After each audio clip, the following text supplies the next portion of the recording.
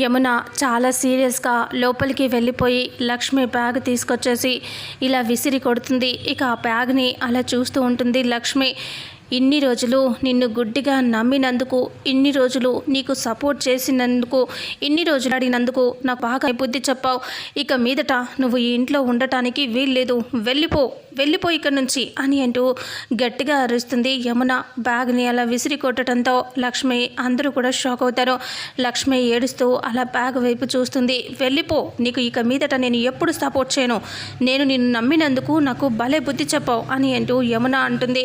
నా ఇంటి వైపు మళ్ళీ ఇంకెప్పుడు తిరిగి చూడకూడదు, పో ఇక్కడి నుంచి అని యమున అంటంతో ఇక లక్ష్మి కాళ్ళ దగ్గర కూర్చొని దండం పెట్టి ఏడుస్తూ ఉంటుంది. అప్పుడు యమున యాక్సెప్ట్ చేయకుండా వెనక్కి జరిగి సీరియస్గా ఉండటంతో లక్ష్మి ఏడుస్తూ ఇలా లేచి వెళ్ళిపోదామనుకుంటే విహారీ దగ్గరికి వచ్చి చూస్తూ ఉంటాడు. అమ్మ అని అంటూ ఉంటాడు. ఇక అప్పుడే లక్ష్మి నన్ను క్షమించమ్మా అని లోపు లక్ష్మిని లాగి పెట్టి కొడుతుంది.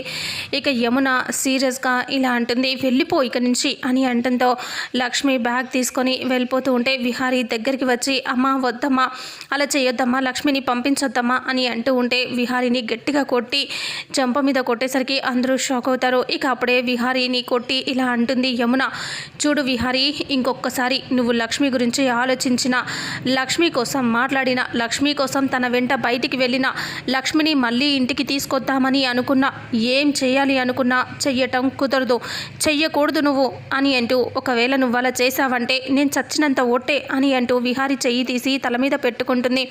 విహారీ ఒక్కసారిగా షాక్ అవుతాడు. చెప్తున్నా కదా, ఇంకొకసారి ఏ విషయంలో కూడా లక్ష్మి జోలికి వెళ్ళకూడదు నువ్వు అని అంటూ చెప్పేసరికి విహారీ షాక్ అవుతాడు. ఇక పద్మాక్షి లక్ష్మిని పోవే అని అంటూ బెదిరించేసరికి లక్ష్మి ఏడుస్తూ వెళ్ళిపోతూ ఉంటుంది. బ్యాగ్ తీసుకొని రోడ్డు మీదకి బయట దాకా వెళ్ళిపోతుంది లక్ష్మి. ఇక యమున విహారీ చేత గట్టిగా తను చచ్చినంత ఒట్టు అని చెప్తుంది కాబట్టి విహారీ ఇంకా తనని తీసుకెళ్ళటానికి వెళ్ళడా అసలు ఏమవుతుంది అనేది రానున్న నెక్స్ట్ ఎపిసోడ్లో తెలుసుకుందాం.